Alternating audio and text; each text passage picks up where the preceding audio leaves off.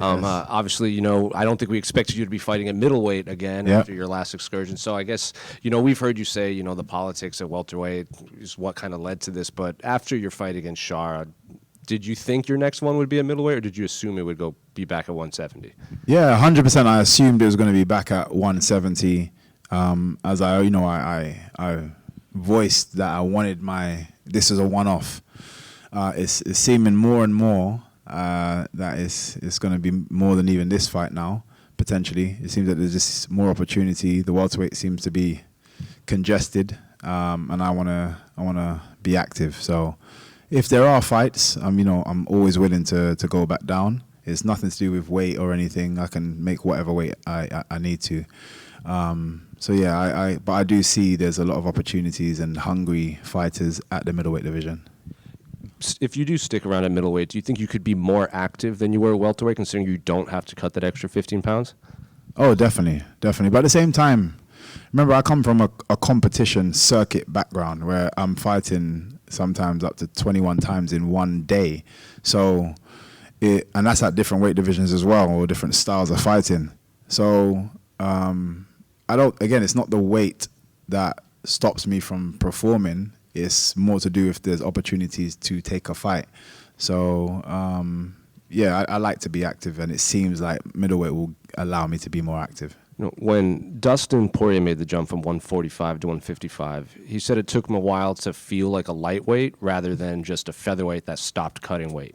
Yeah. So do you feel like a middleweight, or do you just feel like a welterweight that stops cutting at 185? No, I completely agree with Dustin with what he's saying. I still don't quite feel like a middleweight. I feel like a welterweight that doesn't have to cut too much. And it's only because, again, I wasn't expecting to still be here. So I had the one fight which was opportunistic. Styles made sense. So even though I'm giving away that kind of weight and power, I'm like, yeah, I know I'll handle myself with that one, in which I did. And then this one, I was already expecting to go back down. So again, I'm not really preparing myself for another middleweight division fight. And then this kind of last minute had to kind of change thought process. But again, I haven't really done the camp in a way that I would to just stay at middleweight. But like I said, maybe I have to just consider that now. And then, kind of speaking on that, Jared is, one of the, just physically more imposing middleweights. He fought at heavyweight, and now he's a very physical middleweight. And, pressure. He's like, I've seen interviews. He's like, I'm not trying to solve the MVP puzzle. It's just pressure. So I guess, what type of fight are you expecting in there against Jared? I am kind of expecting him to do, attempt to do exactly that. There'll just be a lot of oncoming traffic. Yeah, it's up to you if you want to run down that road while there's cars flying at you, and how long before you are permanently knocked over. So we'll see. I do believe he'll try and do that until it doesn't work. And then again, like I said, I've spoken to many people and said I turn a lot of people into wrestlers. And although he can wrestle. I've seen him wrestle before. That's never his first point to go to, but I definitely see him try to adopt more of the wrestling element. And at welterweight, you would always say, speed kills, but at welterweight, you also had that power. Coming up to middleweight, I would assume you're right away one of the faster middleweights, just because you might just be smaller than those guys. Mm-hmm. But I guess, how do you think your power translates up to middleweight too? It doesn't. Them guys is tougher than a mud. It just means I have to be way more, and I've spoken about this as well.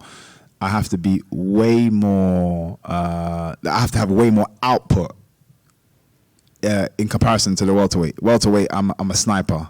I'm waiting for that right moment, and then I'll land my shot. Wait for the right moment, land my shot. Whereas in the middleweight division, I have to be a bit more aggressive on that front foot, landing combinations and then come back out. Combinations and come back out versus just the one shot. Trying to in hope to kill these guys, because they are more than natural, especially Jared coming from heavyweight, but they are more than natural middleweights. If you look at the two divisions, right, welterweight and middleweight, you don't have to get down to the individuals, but in terms of matchups and where you see that could be a fun one, that could be a fun one, which division actually appeals to you more, politics aside? I still think welterweight, and I think this is why my heart is still in the world. Again, there's so many talented fighters across the whole roster of the UFC. There's still great fights at middleweight. I'm not taking anything away from the guys at middleweight. There's exceptional fights. You just had an absolute beast just speak to you guys on the stage. So there's crazy fights to be had up here, but I don't know what it is maybe because I've just been there longer and I've, studied maybe more of the fighters at welterweight, that I just feel like that's the division and fights that I want. Yeah. In terms of the politics, again, you don't have to necessarily get into the nitty-gritty of it, but is it just that you'll ask for a welterweight fight and they go, there just aren't any available right now, but we can offer you middleweight? Is that kind of how those talks go, or are they trying to maybe push without pushing you into the middleweight division because they prefer you there? Again, I'm not really sure their motive. How I feel it kind of came about is when after that fight, I'm expecting, a really good fight. And the fight that I was offered didn't make sense to me based on what I just did. Yeah. So I was like, I'll wait for someone to be available because they were basically everyone else is busy as to why they gave me this fight. And it was like, in terms of ranking, you're talking somebody that's in the 20s. And I'm like, I just beat one of your prospects. Come on, give me someone that's an exciting fight. Didn't hear anything back, kept asking, didn't hear anything back, started calling people out, didn't hear anything back. And then I decided to give me someone at middleweight. And then I seemed to get names quickly. And it's like Jared is one of those names that you're like, okay, he's a big guy, obviously, but there's a puzzle in that, right? Yep. So does this one for you, maybe, okay, it's not the division you want, but still motivates you and excites you in one of those ways? It excites me, again, one, because he's an exceptional athlete. He's fought everybody. It's, it adds to my credibility of people, when I'm looking down the line later of people that I have fought and then beaten. But also it's progression because he's ranked number 8 or 7, wherever he is. But it represents progression moving forward. So, I feel like even if I won this fight at middleweight and I went back down to welterweight, you have to still kind of give me people in and around that kind of level of ranking. So again, for me, it just made sense. Yeah, and last one from me. Aaron Pico's making his debut. Similar situation, right? Came in from the outside, bit of hype around him. I don't know if you had a chance to speak to him, but if you had the opportunity to give him some advice, I wouldn't. You would not? Because Laurent is my guy. It's my boy. I just wouldn't. I respect that.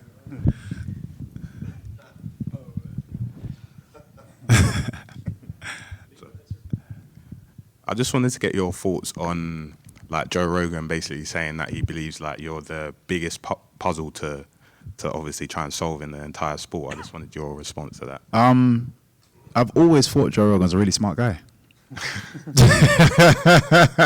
he knows some stuff, man. I do. Like I said, my style it's a big puzzle simply because there's not many people that come from my style of background within MMA. So finding training partners is next to impossible. The closest person you're going to find is Wonderboy Thompson. Me and Wonderboy Thompson are cool. Wonderboy Thompson's had people say, can you come and think because I'm fighting MVP? And he's like, no. And I'm the same. So if they come to me because they're fighting Wonderboy Thompson, no, I want him to win. So it's the same thing. So, it's difficult just simply because there's less of us. Obviously, I love my style, but it's just because there's a scarcity, so people don't really truly understand it until they're right in front of us.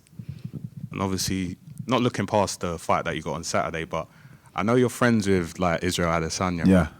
It's not happening? Nah. Is that again, we are prize fighters, and I'm a person of respect. I can fight someone I respect highly, but you're going to have to pay us a lot of money, bro. And I'm hoping this 7.7 billion deal does something for that. You know what I mean? Maybe. If I get given a lot of money, and I think it's same for him, we'd 100% be like, bro, let's just have a fight. But likeliness is not on the money they pay us, and I get paid nice. Would you both have a full discussion first? Yeah, 100%. We'll sit down and that's my boy. I can chat to him. Even when he's messaged me before this fight, when he heard I got this fight, he's like, bro, you're playing chess, bro. I love it. We talk. So yeah, I just see if I was approached with it, I'm going to him straight away. Did they approach you with this? He'd tell me if he said yes. I'll be like, what's your thoughts? How much are they giving you? We have a conversation.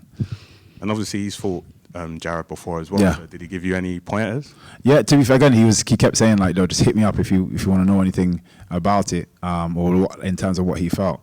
And to be fair, I might do it now, like close to. I just hadn't done it as of yet. We spoke and didn't really speak about that. Speaking about other random stuff, but so yeah, maybe now, because again, my coaches are very detailed about opponents, so I feel like I know, and I have watched him a lot. In terms of his career and stuff as well, and fights that he's had. So I feel like I have a good understanding, but yeah, I'll definitely probably reach out to him just before the fight.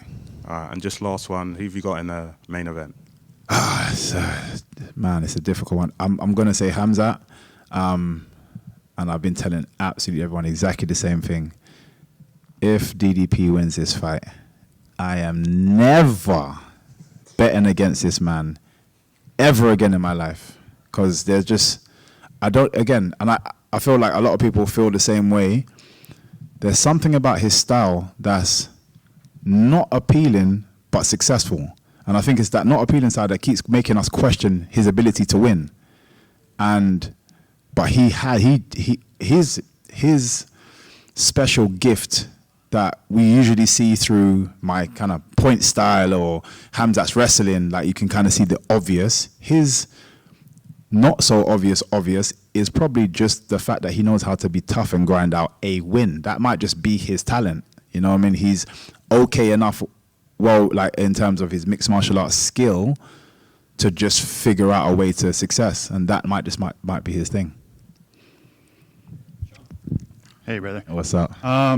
Showman, right? Inside and outside the cage. I know with the Shara fight, you kind of made everybody pop with the "I'm the captain now" line.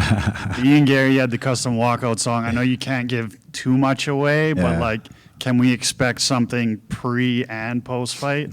To be fair, and just to be honest, with this one, there's a bit of a different. There has been a bit of a different mental shift. I do feel like, although it is still my personality, I was trying a bit too hard to be like, I'm MVP, guys. Remember this guy. I'm this guy. And like I said, I only realized that after that last fight that I am holding a weight of the UFC still, and I didn't need to. So this one, I just want to enjoy myself. And then once I kind of go through this one, then I'm gonna come back to and turn up the show. It will be a show still, but I haven't really prepped anything, so to speak. I got a couple little things, but not, you know what I mean, nothing that I'd normally do, because I just want to get back to the level of fighting that I know I can get to, and then once I've turned that back on, then yeah, the rest of the show comes back. And then just one kind of outside of fighting, big hip hop guy. No, yes. Yeah. What's your thoughts on the Joyner Lucas and Skepta? It's interesting because again, I'm into it all. Skepta's a friend of mine. Joyner, I'm a massive fan of. I think he's dope. The recent album I haven't listened to fully, but his last one, absolute fire. I've put it on repeat like crazy, and he's super talented.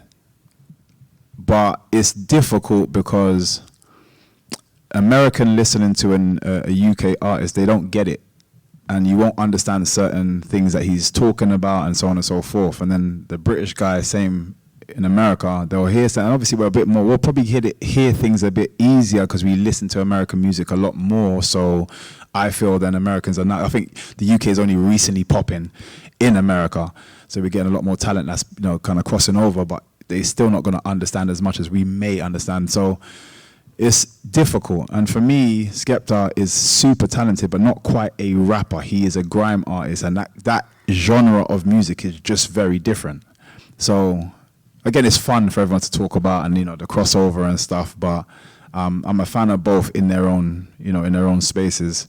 And it's just a little bit of fun. I think everyone's getting hyped after the Drake and Kendrick, and then now everyone's just trying to jump on, and because it brings so much spotlight because we love beef. Like for some reason, everyone's just attracted to that beef. So yeah, for me, I'm just a fan of both, and I've listened to both sides. I wasn't massively impressed with either side.